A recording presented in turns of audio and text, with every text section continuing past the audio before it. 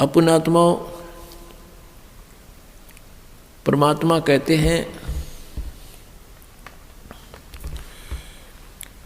कि सतगुरु संगत छोड़ के चाहे लाख वर्ष जप कीन, इंद्री कर्म ना मोक्ष होए फिर काल के अधीन। जो भक्त कुछ दिन इस भक्ति को करके किसी भी कारण से दुर्भाग्य उनका होता है, वो विमुख हो जाते हैं, वो भक्ति यहाँ से यहाँ आना छोड़ देते हैं, गुरुजी से उसका अपना संपर्क समाप्त कर लेते हैं। और वो कुछ एक ऐसे नालायक थे, अनजान अनाड़ी थे, वो कहने लगे कि हम तो घर पे भक्ति कर लेंगे। पुण्यात्माओं परमात्मा कहते हैं सतगुरु संगत छोड़ के अर्चे लाख वर्ष जप कीन, इंद्री कर्म ना मोक्ष होए, ना तो कोई कर्म कटे और ना ही मुक्ति होए, फिर काल के अधीन।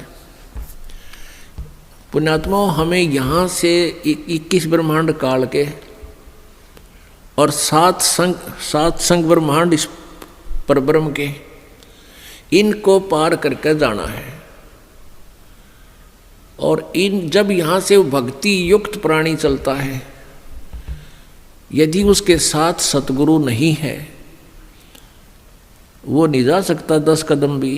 रास्ते में पता नहीं कितने कितने बखेड़े हैं। ये काल का बहुत भयंकर जाल है। हमने उन्हीं रास्तों से जाना होता है, जैसे हम शरीर में ही हमारे कमल बने हुए हैं, इन कमलों में से हम चलेंगे तो सबसे पहले गणेश जी का लोक आवेगा, और गणेश जी के लोक में हम जाएंगे, गुरु जी साथ होंगे, तो वहाँ आपका अकाउंट क्लियर करा के आपको फिर आगे ले चलेंगे। और यदि सतगुरु साथ नहीं है और आपकी पिछली पुण्य कमाई पिछली है और आप गुरुद्रोही बने नहीं, वैसे भक्ति छोड़ दी, आना बंद कर दिया, तो वो जो पिछले उस दौरान गुरु जी के संपर्क में रहने के दौरान जो तुमने भक्ति की, ये 7 मंत्र की या 2 मंत्र सतनाम की और सार नाम की, तो गणेश जी का जो जाप आपको दिया जाता है उन 7 प्रथम मंत्र में, उस मंत्र की कमाई से आप जी पहले गणेश जी के लोक में जाओगे। और वहाँ पर इतने नाच गाने डांस, बड़ी पता नहीं कितने हर तरह की, यानी आत्मा वहाँ जाती है तो उसका सूक्ष्म शरीर होता है, स्त्री जाती है तो स्त्री वाला ही होता है, पुरुष जाता है तो पुरुष वाला ही होता है। तो प्रत्येक लोक में जाते ही वहाँ हर तरह के नाचने गाने बकवाद,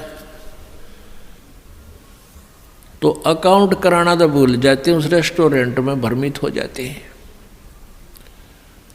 और फिर वहाँ उनको गण बना दिया जाता है, उन्हीं की पुण्य कमाई से वहाँ वो ठाठ करते हैं और सारी बकवाद करते हैं, नाचने गाने डांस, कोई काम में कोई ना, जैसे रेस्टोरेंट में चले गए, वहाँ अपनी पूंजी खर्च होती है, वहाँ कुछ भी बकवाद देखो और खाओ सुनो, तो वो पूंजी नष्ट होते ही वहाँ से बाहर निकाल देंगे। फिर विष्णु के लोक में, विष्णु जी के लोक में जो आपने मंत्र जाप कर रखा है उसकी कमाई समाप्त होती है। फिर शिव के लोक में वो कमाई खत्म होते ही फिर दुर्गा के लोक में, फिर वो कमाई खत्म होते ही फिर आपका जो सतनाम का प्रथम और द्वितीय मंत्र है, प्रथम मंत्र जो ओम नाम है वो ब्रह्म का फिर ब्रह्म लोक में, और दूसरा जो तत्व मंत्र है उसके लिए इस काल ने अपने एक ब्रह्मांड में ब्रह्मलोक में ही अलग से नकली सतलोक अलखलोक अगमलोक नामी लोक की रचना रच रखी है।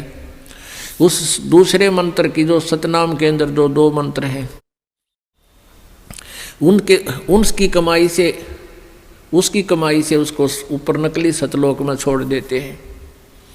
और जिसने तीसरे नाम का भी जाप कर रखा है उसके लिए काल ने वो आगे के अलखलोक और अगमलोक और बना रखे हैं नकली, उनमें पड़ा रहे। और जब इसका कत्ती सारा नाश होले भक्ति का, फिर नरक में ठोक देते हैं। यानी इस प्रोसीजर में हजारों युग बीत जाते हैं, उसको पता भी नहीं चलता त्रिगेला के विरान माटी हो रही है। तो सतगुरु कहते हैं शिव मंडल ब्रह्मापुरी चाहे विष्णु लोक में हो, अमरे गुण भूले नहीं तो आण छुटाऊं तो। अब कई पुण्यात्मा कोई ज्ञान तो खूब सुन लिया और कोई दुर्भाग्यवश यहाँ से दूर भी हो गए तो वो फिर इससे या तो शिव मंडल में, शिव के लोक में, या ब्रह्मा के लोक में, या विष्णु के लोक में जा रहा है, फिर वहाँ कमाई वो मौज मार रहा है, तो उसके हृदय में यो ज्ञान अंतःकरण में समाया हुआ है। तो उसको याद आएगा कि गुरु जी तेन्यू क्या करते, कबीर परमात्मा के ज्ञान को बताते थे, यहाँ तो हमारी पूंजी नष्ट हो रही है, हम तो गलत आ गए, हमने तो यहाँ नहीं आना चाहिए था। कहता वहाँ भी तू हृदय से रोएगा ना मेरे लिए कि भगवान मैंने छुटा लो, कहते वहाँ से भी तुझे छुड़ा लाऊंगा। अब देखो पुण्यात्माओं, ये सु अवसर आपके लिए, जय इसमें पार तय होगे तो होगे, नहीं यू किया हुआ कर्म शुभ तुम्हारे साथ रहेगा, फिर उसका फायदा क्या होगा, के बनेगी।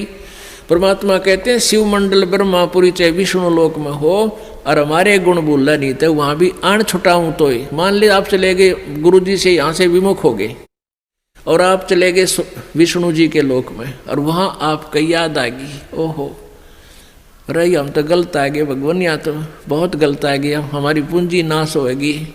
वहाँ भी आप रोने लग गए तो वो मालिक परमेश्वर आएंगे और वहाँ से भी आपको ले जा करके कहाँ रखेंगे। यहाँ एक मिनी सतलोक है, प्रत्येक ब्रह्मांड में एक मिनी सतलोक है, परमात्मा का अपना राजदूत भवन है। जैसा प्रत्येक देश में प्रत्येक देश का एक राजदूत भवन होता है, ऐसा परमेश्वर का एक स्थान है।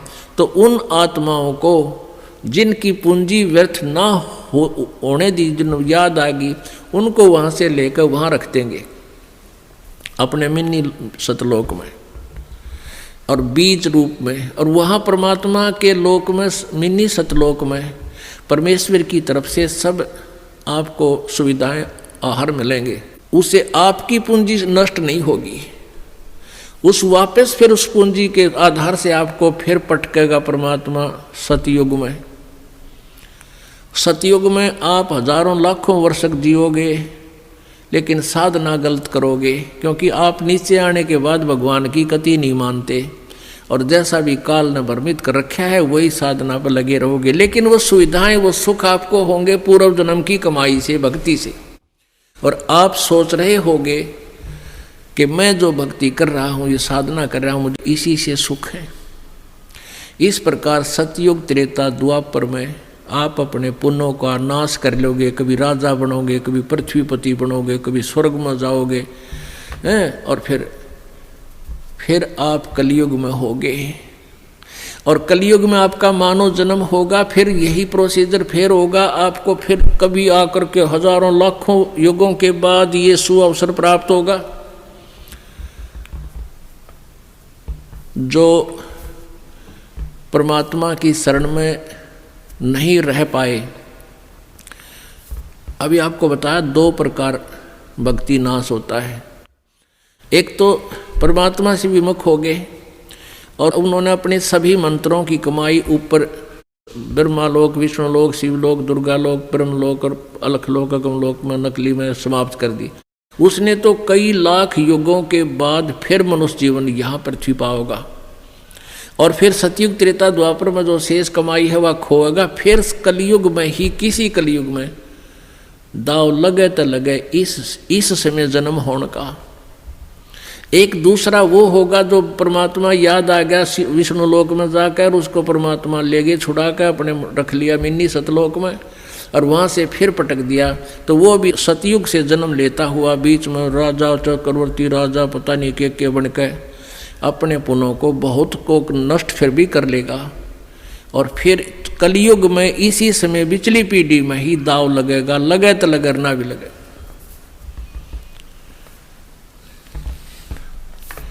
तो परमात्मा कहते हैं सतगुरु संगत छोड़ कर लाख वर्ष जप कीन, इंद्री क्रम ना मोक्ष होवे फिर काल के अधीन।